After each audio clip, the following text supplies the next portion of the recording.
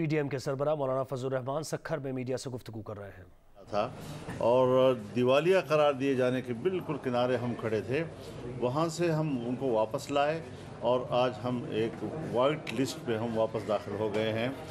اور اسی طریقے سے چونکہ آج کل آپ دیکھتے ہیں کہ آئی ایم ایف کی حیثیت ایک کلید کی ہے، جب تک وہ آپ کو سفید نہیں قرار دے گا مالیاتی لحاظ سے، دنیا آپ کی مدد کرنے کو تیار نہیں ہوتی، اپنے دوست آپ کی مدد نہیں کر پاتے۔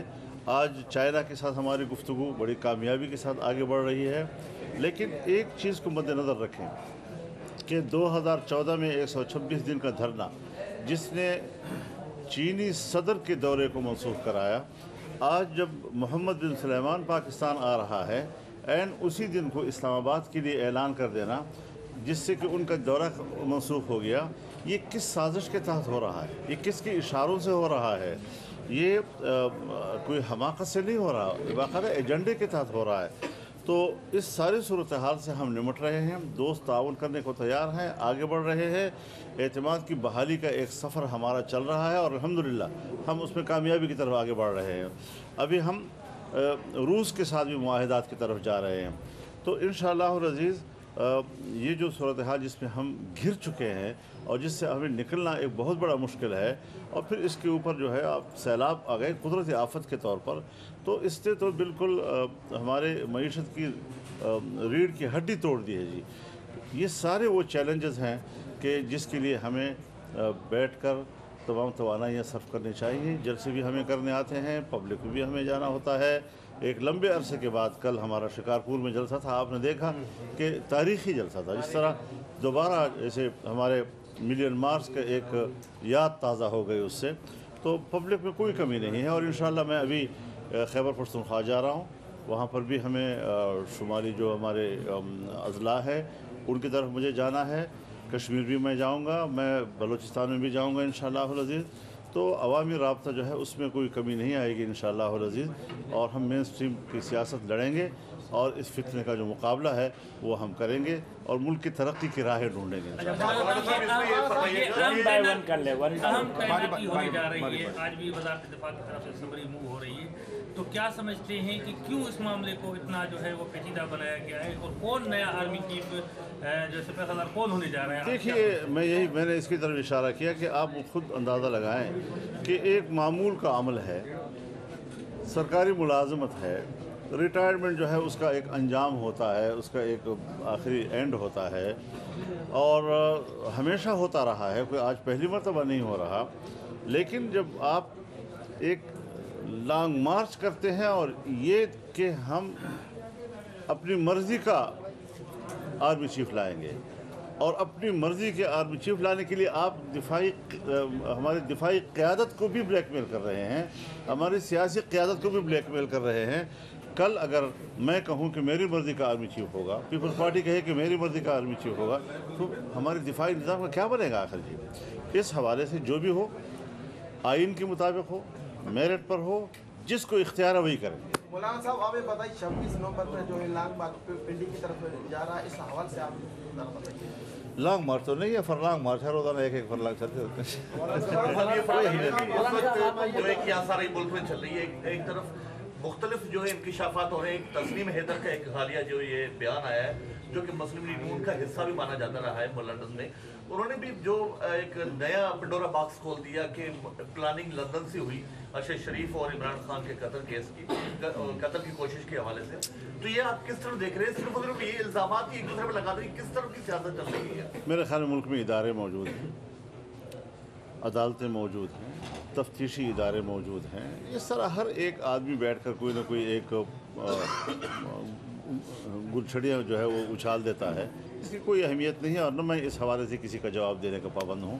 میں ملک کو دیکھتا ہوں، ملک کے ادارے ہیں، ملک اداروں سے چلتا ہے، اس پہ ہمیں اعتماد کرنا چاہیے اور اسی کے مطابق چلنا چاہیے۔ اہم میٹنگ آج اسلام آباد میں ہونے والی تھی، وزیر اعظم آج آرمی چیف کے حوالے سے کرنا چاہتے تھے، کوئی सलाह मशवरा आप चूँकि कलीदी जमात हैं उसमें बड़ी अहम हैसियत रखते हैं, कुछ है सलाह मशवरा? तो आपसे ज़रूर शेयर करूँगा मैं कोई। हमारी कोशिश तो होगी ना, आप कुछ बताएं। PTI जब लॉन्ग मार्च कर रही है तो इस पे हुकूमत को क्यों एतराज़ हो रहा है? देखिए, आपने हमारा लॉन्ग मार्च देखा, मैं कराची से चला, सक्खर से गुजरा और फिर हम 4-5 दिन के अंदर इस्लामाबाद पहुँचे, फिर वहाँ 15 दिन हम रहे।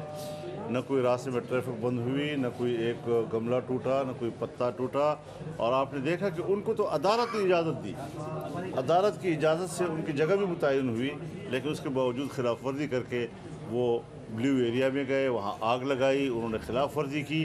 तो जिनका पिछला रिकॉर्ड फसाद का है, घेराव जलाव का है, वहाँ इस्लामाबाद के अमन को तबाह करने का है, तो ज़ाहिर है फिर हुकूमत की जिम्मेदारी होती है कि वो शहरियों को अमन फराहम। मौलाना साहब, आपको तो सियासतदान भी है, जिस तरह की अब आजकल सियासत हो रही है, कभी किसी की ऑडियो लीक हो रही है, कभी किसी की वीडियो लीक हो रही है, ये गंदी सियासत हो रही है, कब तक चलती रहेगी?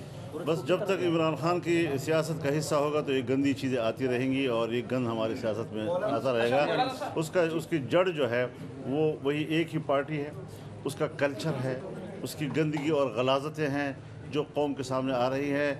हम कम से कम इस किस्म की सियासत का न हिस्सा हैं, न ये हमारे अक़दार हैं, न हम किसी के ज़ाती ऐबों के पीछे लगते हैं।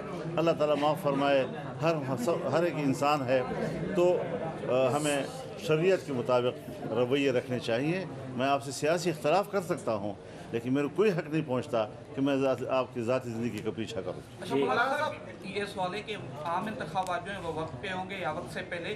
दूसरा सवाल ये है कि आप या वक्त के बाद दूसरा ये है कि JUI जो सिंध है उसका मुस्तकबिल क्या है? यहाँ पे जो मतलब ये है कि ज़्यादातर सिंध में मुकाबला पीपल्स पार्टी के साथ है, आइंदा इंतखाबात में JUI पीपल्स पार्टी के साथ मुकाबला करेगी या साथ लड़ेगी?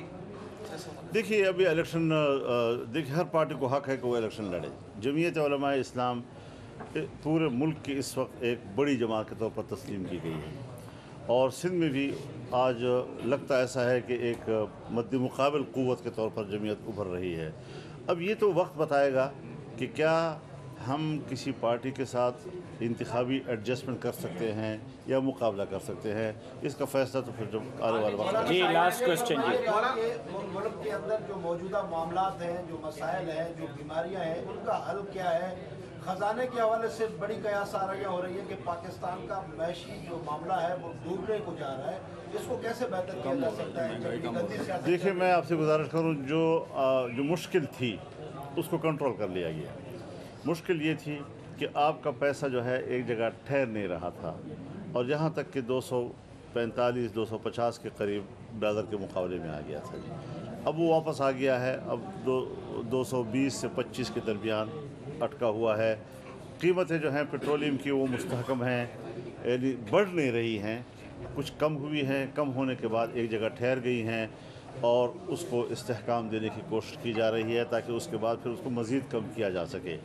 बिजली का मसला है, उसके ऊपर इसको फोकस किया जा रहा है कि हम किसी तरीके से लोगों पर बिजली का जो बोझ है, उसकी बिलों का जो बोझ है, उसको कम करें।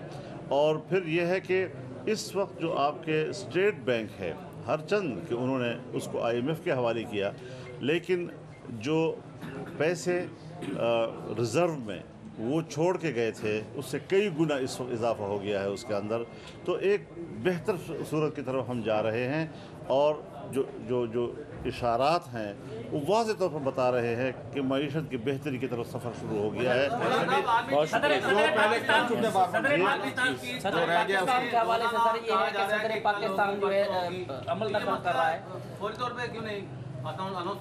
हज़रत, मैं ना इसका कोई ज़िम्मेदार हूँ, न ये मेरी ड्यूटी है।